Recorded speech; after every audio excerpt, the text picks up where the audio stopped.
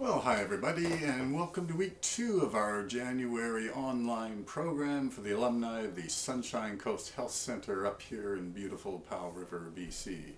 And this month we're talking about spiritual bypass.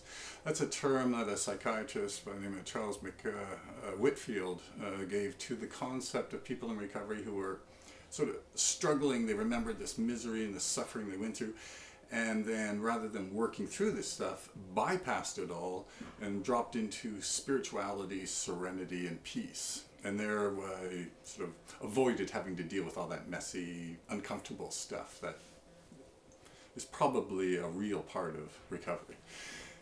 Anyway, this week, week 2, we're going to talk about another danger of the spiritual bypass is bypassing guilt.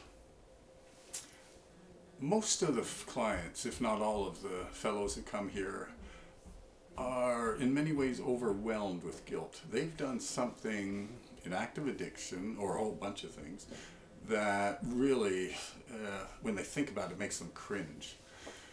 I can think of clients who maybe were not there for their kids, were not there for their lovers. Some of the fellows with sexual addictions might have engaged in behavior that they just can't believe that they did that. I mean, it's usually phrased, I can't believe I sunk that low. I remember one client, and this was at another center that I worked at, and she was telling me the reason she got into recovery was because she was at supper one night and started drinking too much, and the person she was with actually had a video camera. And apparently she got up on the table and started swearing at all the patrons in the restaurant, and this guy was videotaping the whole thing, and then she started dancing on the table. And at any rate, he showed the video to her the next morning when she had all the booze out of her system, and she was so freaked out that she couldn't believe she did that, so she got right into treatment. Guilt. Guilt is a very horrifying thing. It's a very good thing because it tells us that our behavior isn't matching our belief systems or our values.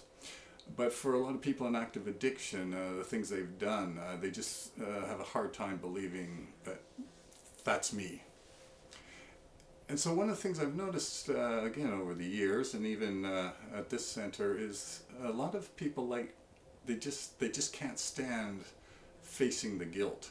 So again, get into spirituality and get this bypass, right? So I can bypass all the guilt, and then they will say things like, oh, look at that, it happened in the past, I'm not, I was drunk at the time, it's no big deal, if I hadn't been drunk I would never have done it, therefore it really doesn't matter, it doesn't really count, and I'm just gonna move on, get on with my life from here forward. But the problem with guilt is it doesn't go away that easily. And it's always there. We've had a couple of clients actually that have not really dealt with the guilt. Taken this attitude, well, it wasn't really me who was drunk, this is another human being and they were doing stuff, and therefore, I'm not really going to have to deal with it because, as long as I don't drink, I'll be okay, right? That kind of attitude. But generally speaking, they do tend to relapse a lot. And when I talk to them after the relapse, it's inevitably the same thing they tell me. The thoughts of those behaviors came up again, and it just made them cringe. And they couldn't deal with it.